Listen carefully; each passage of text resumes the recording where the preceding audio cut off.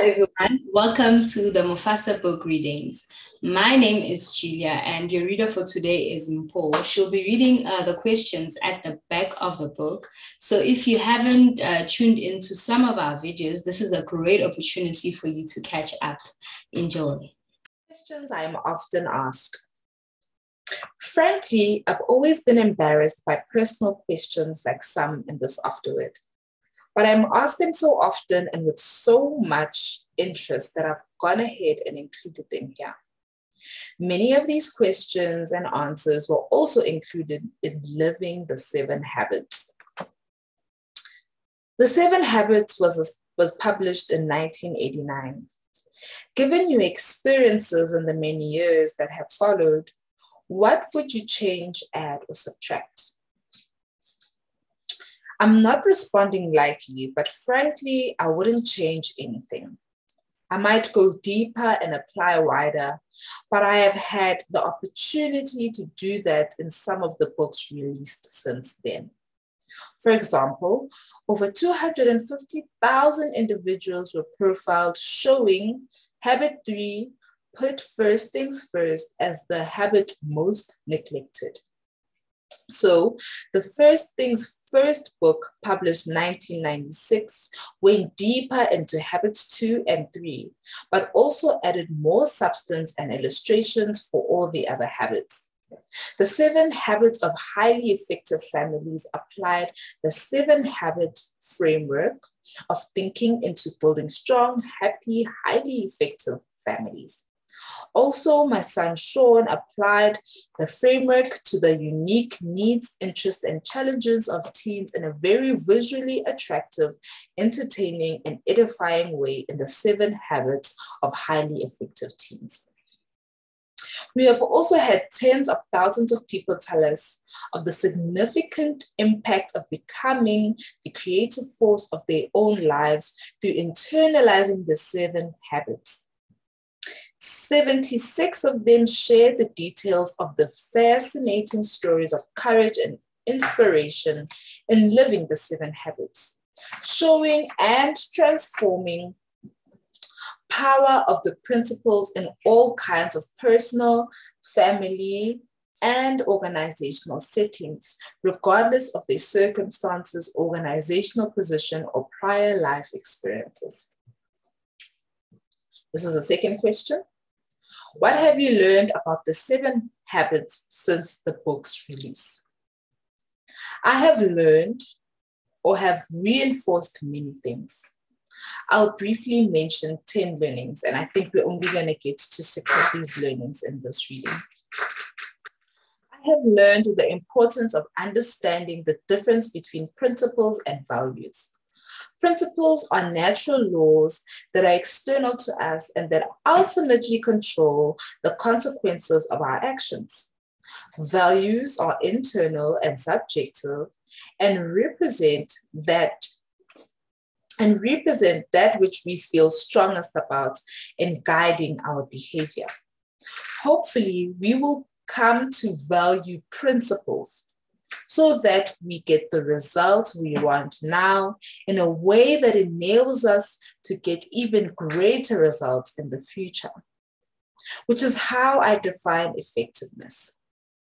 Everyone has values. Even criminal gangs have values. The values govern people's behavior, but principles govern the consequences of those behaviors. Principles are independent of us. They operate regardless of our awareness of them, acceptance of them, liking of them, belief in them, or obeying of them. I have come to believe that humility is the mother of all virtues. Humility says that we are not in control. Principles are in control. Therefore, we submit ourselves to principles. Pride says that we are in control, and since our values govern our behavior, we can simply do life our way. We may do so, but the consequences of our behavior flow from principles, not from our values. Therefore, we should value principles. This is learning 2. From experiences all over the world with this material, I have come to see the universal nature of the principles undergirding this material. Illustrations and practices may vary and are culturally specific, but the principles are the same. I have found the principles contained in the 7 habits in all 6 major world religions and have actually drawn upon quotations from sacred writings of those religions when teaching in those cultures. I have done this in the Middle East, India, Asia, Australia, and the South Pacific, South America, Europe, North America, Africa, and among Native Americans and other indigenous peoples. All of us, men and women alike, face similar problems, have similar needs, and internally resonate with the underlying principles. This is an internal sense of the principle of justice or win-win. There is an internal moral sense of the principle of responsibility, of the principle of purpose, of integrity, of respect, of cooperation and communication and renewal. These are universal, but practices are not. They are situationally specific. Every culture interprets universal principles in unique ways. Learning 3. I have come to see the organizational implications of the 7 habits.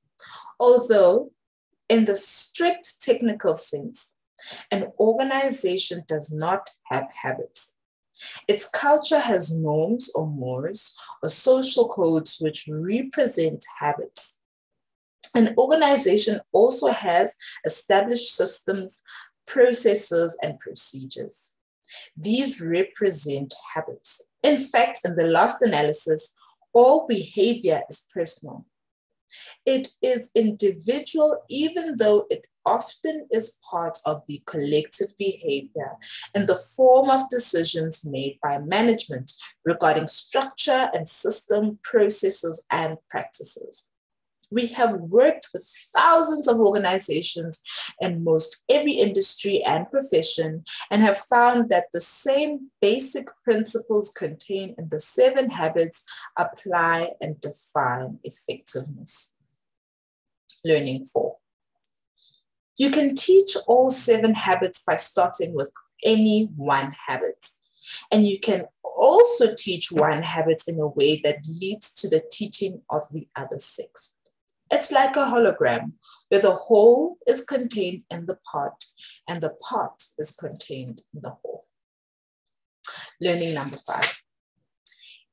Even though the 7 habits represent an inside-out approach, it works most successfully when you start with the outside challenge and then take the inside-out approach.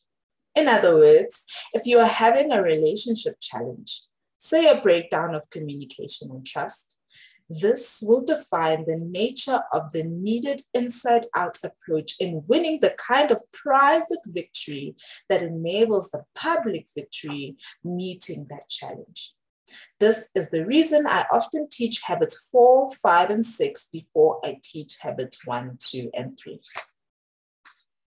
This is the 6th learning, and we're going to end the learnings here. Interdependence is 10 times more difficult than independence.